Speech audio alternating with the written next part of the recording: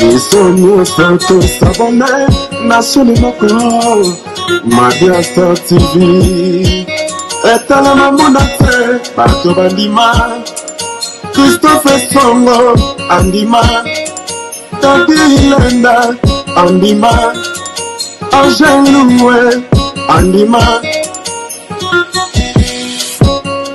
Madia Star TV Chalakita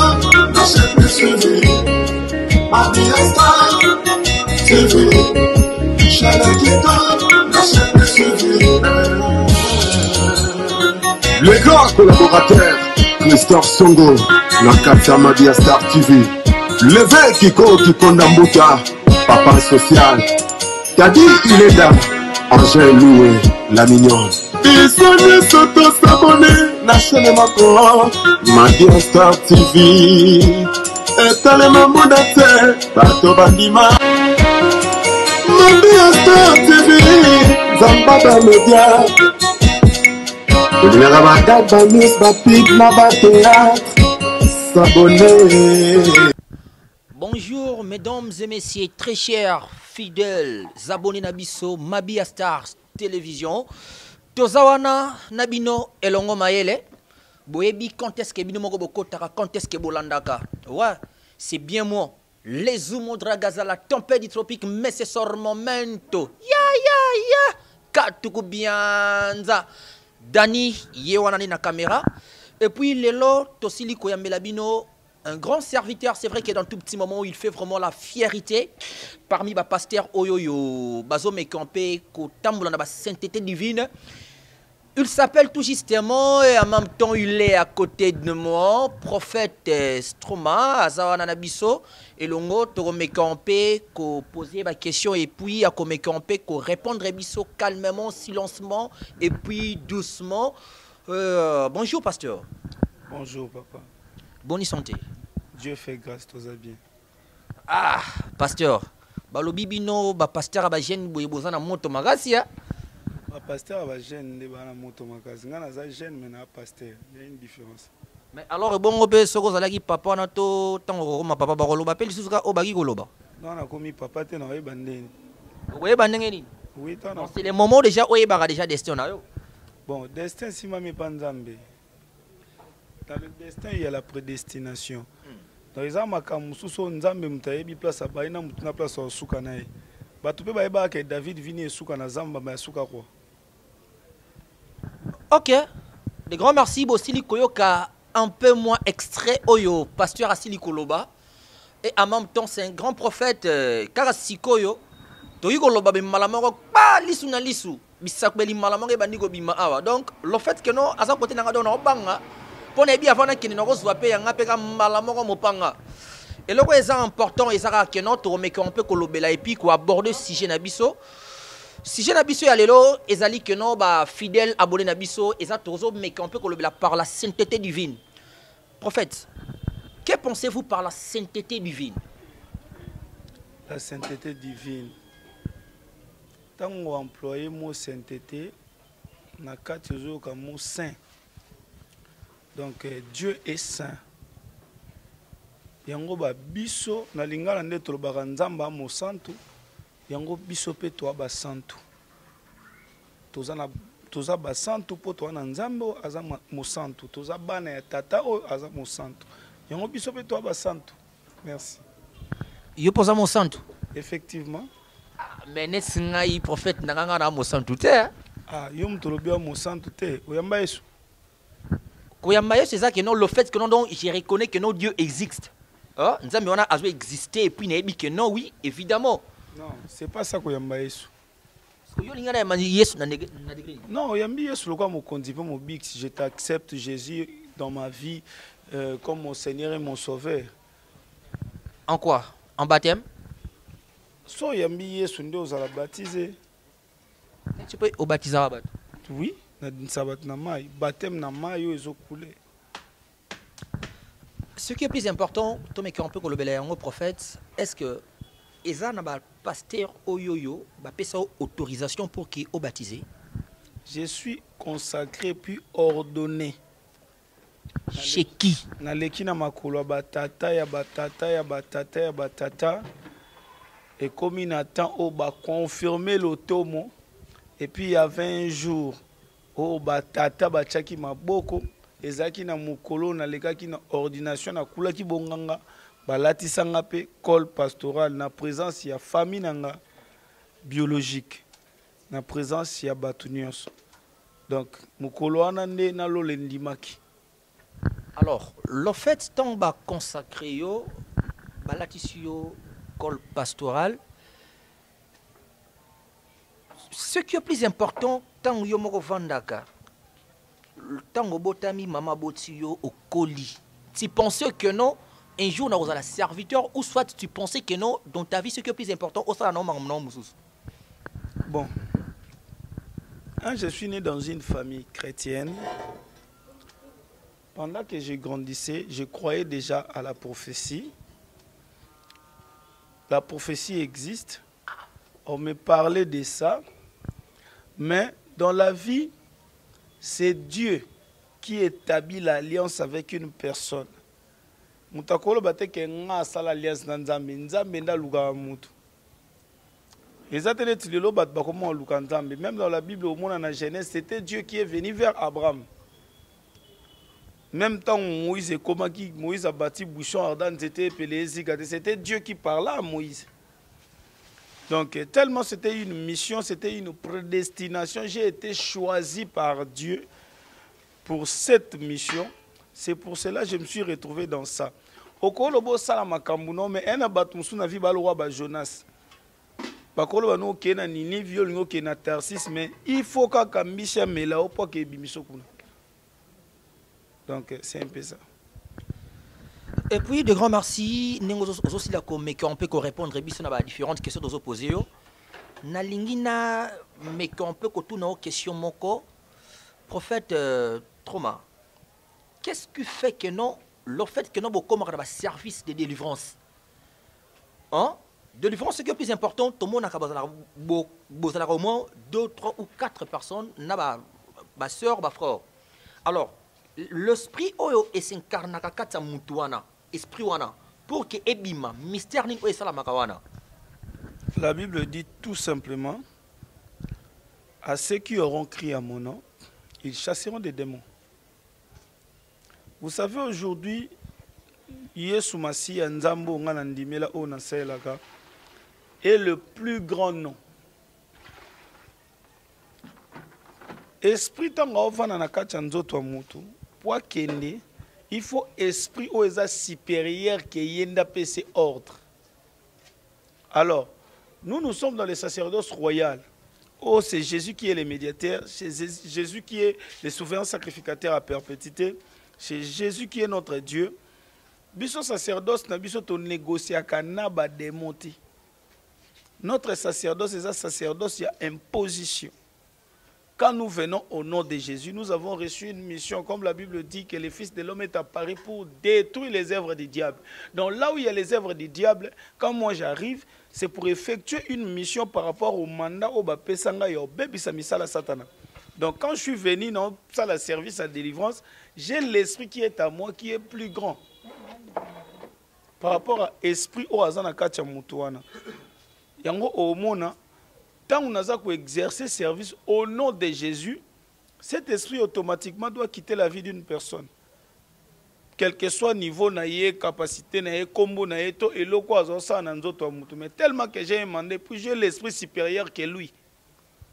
Il doit toujours obéir. C'est vrai que non, au Kogi Koyebapé, l'un des serviteurs au Péba Salarapé, délivrance sur le plan magique. Ah, on va savoir délivrance sur le plan magique.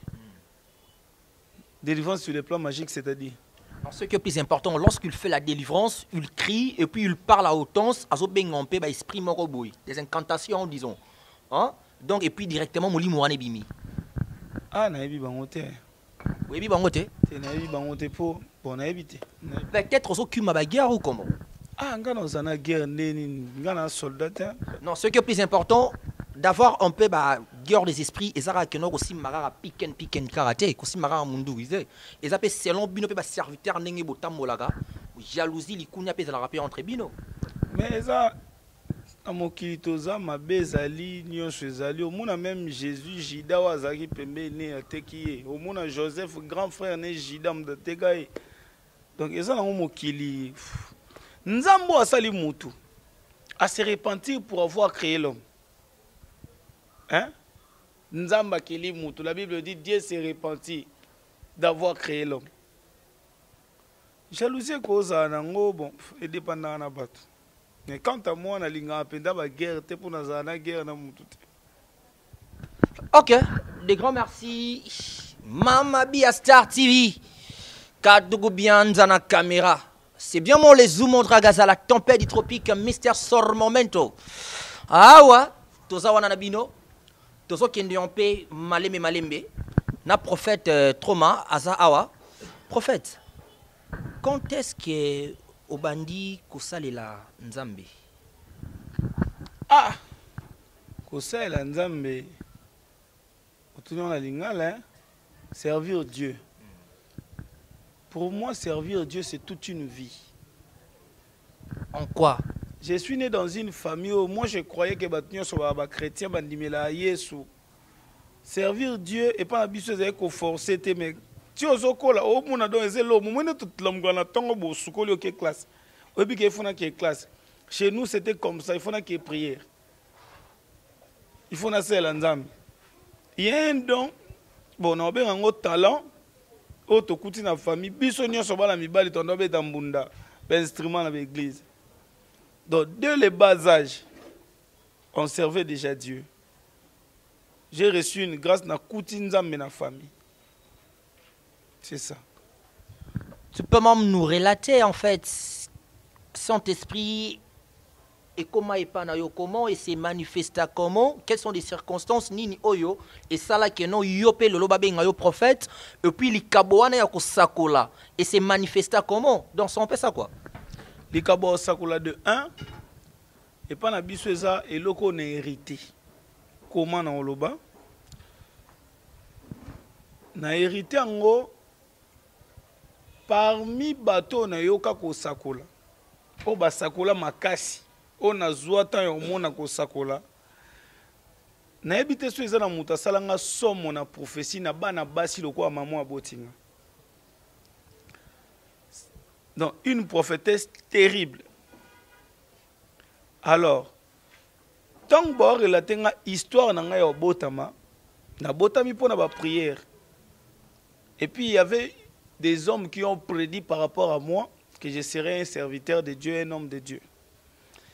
Après tant on dit kokola to ndio sela nzambe to ndio sela nzambe bon makama molimo ezaka un peu bizarre makama molimo so muta comprendre ngo nzamba longo nzambe nzambo ko comprendre te azaba système na sala mais na mukuse na ebike pendant qu'on servait Dieu il y a mon oncle wa bimisi biso oya banda pe komema su biso na makambo nzambe asalaka voyage mo musika akene côté aka évangile ti atamboli bamboke belé tango aye kozonga loko azaki muto parmi bato bazaki na base ya prophétie ya botama nanga na nzela na ende na kozwa occasion lisu ya kozwa baptême à Saint-Esprit mukoloni na zwa baptême à Saint-Esprit. Mukolongo na parlaka langue pour la première fois. Mukolona nde sala ke na mona makambo na monaka. To bandi ko continue musala nzambe to ko koma na ba année 2000 2001 tozo kene. Tiens un certain moment lokola mutu mona ministère ya mutu. Écoute. Aujourd'hui ce n'est qu'au Congo il y a des prophètes au bas c'est top proclamant. Tel que na habité mais basé belé. Net yo attend aux olobake non mutu o orienté yo donc oncle non yenda ebaki donc likabo ya prophétie na yo donc ce qui fait plus important donc oncle non na nzambe na yo comment yoka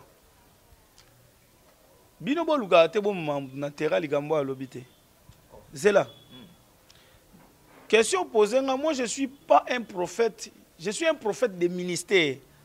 Donc, tu as don prophétique, tu pas don prophétique, il y a pas de don prophétique, un don c'est quelque chose qu'on t'a donné. C'est pour toi. Na Congo, l'autre, on a battu Moussous, c'est un makasi, a commis prophète. Tu as battu Moussous, a joué les prophétie, a commis prophète. Il y a un autre monde, il y a un premier évangile. Vous savez, dans la Bible, quand Dieu appela Samuel, Dieu a appelé Samuel par le son vocal de son père spirituel, le sacrificateur Eli. Samuel dormait, ayoki mungongo ya Eli ebenge Samuel, alamuki akepa sacrificateur, sacrificateur ayebi sabi na bengi yote. Azongi so akelala. Ayoki sous son vocal ya Eli, do mungongo ya Eli ebenge Samuel. Tango akei.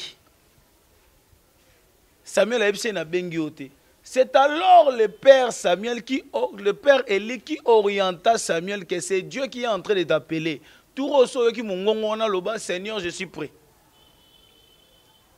Donc c'est ton père qui va t'orienter. Biso va total arabana. Aujourd'hui Dieu m'a fait grâce, j'ai beaucoup d'enfants qui sont des pasteurs, des évangélistes et des prophètes. Ton père spirituel tanga otalanda ko orienter mona ke mono nenga okende. Un ministère tel. Moi, je croyais peut-être que j'étais un évangéliste. Peut-être pas, quand on est évangéliste. Mais on m'a ordonné prophète par rapport à Nenge Tata Molimo à Monaki. Il n'est pas Dieu, mais il est là pour t'orienter. Il est là pour t'orienter. À partir de son orientation, n'est à la mission, n'est à la forger. Mission n'est à la forge. Donc, c'est un peu ça. Celui qui n'a pas un père a risqué ça au Makambouébélé. Alors, ce qui est plus important, la plupart, il y a bino, pasteur, prophète, bomekara souvent côté sur Genèse, Matthieu, Jean, Romain, Jean, donc presque tout le monde, bolingara vraiment qu'on trop sur Apocalypse. Alors, Apocalypse et bomma makambu, oh, il y a secret. Il y a monde, il y a fond du monde ou comment? Tout ça, sur Apocalypse, le fait que non, binomoro boza va serviteur, boebi que non, ermoro pe misus pe batamola rabiente. Yango boy vitara côté à trop sur Apocalypse. Yotanga Apocalypse. Moi, je suis pas un serviteur prophète, mais ce qui est plus important, hein, to meka kompe kolanda concernant Apocalypse, nengeni ni oyo, ba komikuna na Bible. Je crois que au sein de l'église, on attend l'Apocalypse. L'église surtout était à Apocalypse, mais bien on est que pasteur, na serviteur, bolingara trop côté à sur Apocalypse. Ah, na habité hein. Ce que bibiso, ponga tayaga sur livre nyo sur na carte la Bible. Je crois dimanche place na teyaki. Na touché un peu Apocalypse chapitre 6 verset 6. Donc, on va parler sur Will Navin. Donc, par rapport à service, mon Zenango. Bon, on a évité ceux qui bangonent de balingate. On a fait toute une question, on a bateau, il y a des tel que les pasteurs Marcelo souvent habitent à c'était sur Apocalypse. Et puis, à part hier, il a un peu la visibilité, né à Megrampe Kolobela. Mais le reste est presque. Le fait que bani ba bomami on peut na côté moko boye ya jolongo yango balinga côté ya bisoté né yango na baki que non donc j'en profite tout justement de reposer question sur Apocalypse.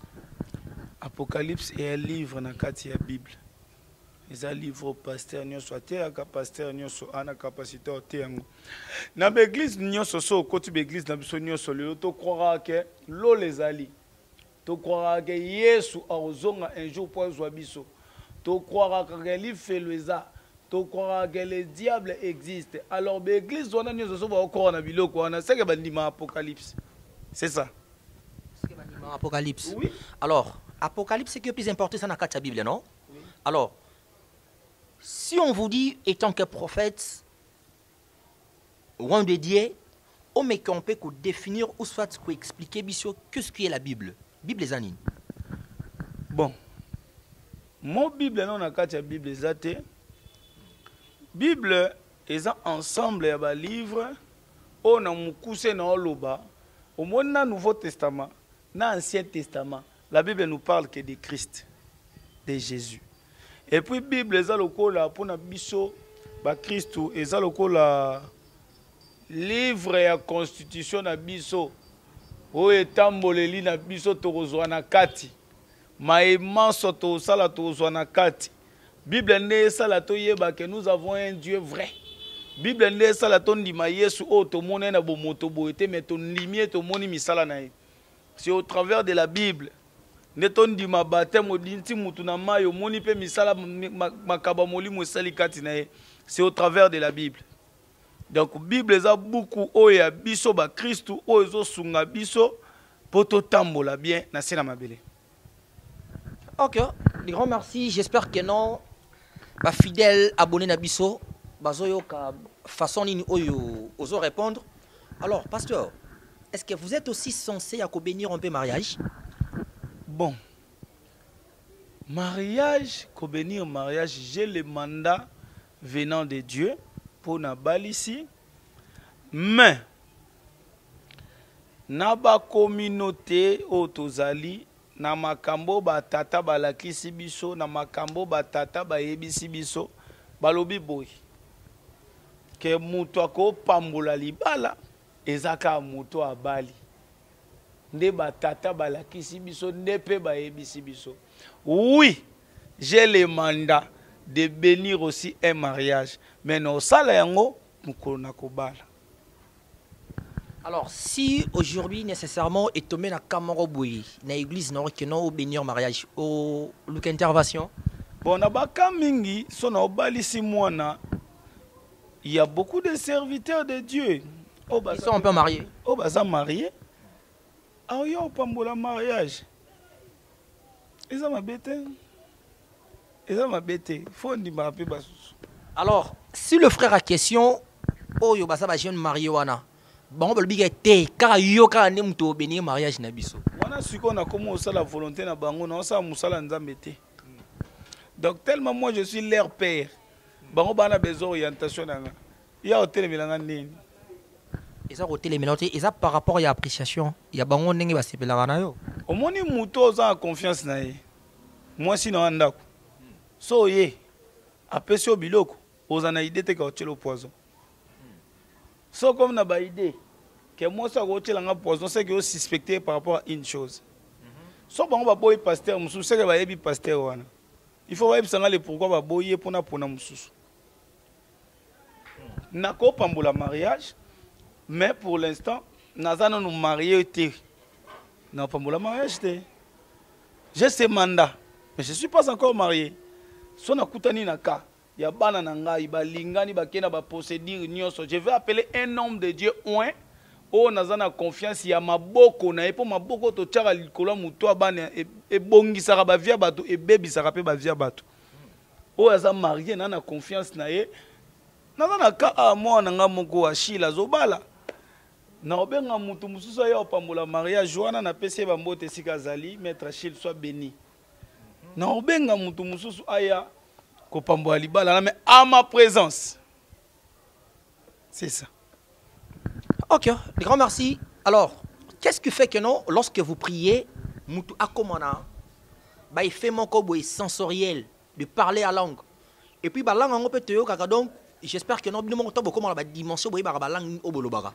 Donc qu'est-ce qui fait tout justement escalator entre la personne en soi yo mutozo prier na o ezali collé zo quitter puis directement ça fait quelque chose au bande on peut koloba en langue. La Bible dit des choses. Un, la Bible dit que tous ceux qui s'approchent de Dieu, qui croient que Dieu existe et qu'il est le rémunérateur de tous ceux qui le cherchent.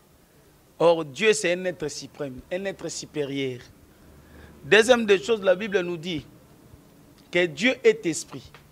Et il faut que ceux qui l'adorent, l'adorent en esprit. Donc, avant que tu puisses t'approcher de Dieu, il faut savoir que Dieu est esprit.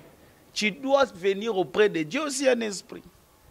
Il y a un moment où c'est ça, mais physiquement, tu as molimo. Pour un conseil, nous sommes l'église, nous avons molimo et ça la mate bima. L'église au bakomamba ni mama molimo sans doute bima. C'est ça. Quels sont les bons souvenirs depuis au coma prophète jusqu'à nos jours? Des bons souvenirs depuis le coma prophète, Yesu apianga kimia. ya oleka nazaki na kimia me nazwa esu kimia makasi makasi pe bon souvenir mususu depuis naza prophète ordonné nazwa immunité sacerdotale o eleki immunité ya mokili donc nazwa immunité moko boye o yeso apia ngai mutu mususu omona na bagarde corps ebele yo moko me afukami okutana tokutana na bato ebele mutu mususu omona etala yo wana maître souve bazobanga me tanga monio a s'incliner tokutana na bato ebele omona na okutana na frère moko avant-hier gelo boluku bato bazolanda ebele me akutana nga a s'incliner donc immunité wana esala nga bien namona ke yesu na nga na famille na nga généraux wana ete me nga ba généraux bafukamaka na famille na nga maboli na nga so na nani te me nga maboli na ofukamisa ba ministre c'est ça immunité sacerdotale wana esala nga bien na yo pe journaliste eba na bato ebele me tango ye bonjour au s'incliner nga mnatindaki ofukama yo moko donc eza immunité souvenir eleki nyonso ngo wana et puis ya suka souvenir na nga musu na ebake na appartenance ya famille na nga te na koma ya Yesu omoni nga so na kufi lelo famille na nga tango musu kuba omona ebemela nga na musika malgré tout na kufa lelo te po biso oumelaka fort famille na yo ce qui est plus important il faut que luka koyeba famille na yo baza famille na yo le fait que no yo okoma no ya nzambe oloba nini oza famille ya nzambe to oza famille na naza famille ya nzambe te naza mwana nzambe na mosali na ye nde bango mpe bapa na nzambe parce que le nom ozo porter ça no ya nini ya famille yoka siko pour ton information je vais te dire une chose que tu ignores tu sais quand Dieu élève une personne nzambe akomisa mutu na domaine ya renommée oyoki komba famille nanga pona tangi yango mais tant bapesaki oyo olukanga oyaki na komba prophète Jansi Troma wana eza non na famille te eza kombo eye par rapport je suis un prophète tomatique je ne bat koloba ngo ete komi trauma nande na yebani lelo nande na yebani donc le so na problème to na eloko a liboso va famille nanga ba koma corps du Christ baozala alerter premièrement boy baki musapeso yo kapasi nzoto mobimba pe beli donc ba souvenir a kitoko tozaka nango wana o nyonso tokozwa na vie o nyonso tokozomba mais ba valeur onkolo apesa biso na yango wana. OK, de grand merci. Est-ce qu'il y a une différence? La première question on a mis quelqu'un un peu retourner entre la sainteté divine et puis deuxième question encore et la visitation divine. Oui. La sainteté nena lobaki. Je crois dans s'expliquer. Tout le monde a mon saint na kati ya sainteté tout le monde a sanctification. Yango Bible les ont recommandé biso chercher la paix avec tous et la sanctification sans laquelle personne ne verra Dieu. Alors la visitation. La visitation c'est aussi un mot français. Yo pe lelo yo visiter ngat. Mais là, c'est que plus important sur le plan biblique, spirituel. Parce que quand Dieu visite une personne, Dieu vient te visiter. Dieu te visite. Dieu vient te rendre visite. N'a pas trop Solomon la Bible. Obi moi mobile mon David. Obi moi mobile mon Saoul. Saoul a commis roi yé mutakene ko visiter prophète. Babungisi Anès. Tant abungisi Anès balobi na ye et pas serviteur na ye. Na ye bi voyant moko. Nalinga ko employer mo wana mingi. Samuel. Ne sali ke ba komi ko koma ba komi Samuel a yebise ke oui nanda komi roi. Mais siko David ne Saoul a kende ko luka nzambe. David avana na zamba nzamba ye ko luka ye. Donc Dieu peut visiter une personne pour faire des choses. Oh, Dieu peut changer ta vie au même moment. Dieu peut effectuer une chose avec toi. Nasima visite toi. Nzambaro souhaité à changer vino lelo. Il vient te rendre visite. La visitation divine aussi. Dieu visite une personne pour guérir rien à maladie mon bout. Dieu peut te visiter pour si ça passe Morobo. Dieu peut te visiter pour effectuer une délivrance quelconque. Dans la visitation divine, c'est Dieu qui vient vers l'homme pour effectuer quelque chose. C'est ça. Ok, de grands merci, prophète Troma. Nous allons tout justement chiter avec vous, très chers abonnés Nabiso Mabi Astar TV Télévision. Prophète, mais quand on peut couper sa biso, moi, référence nayo, le nom de l'église, puis numéro de téléphone. Biso toza église na Katia Corps du Christ.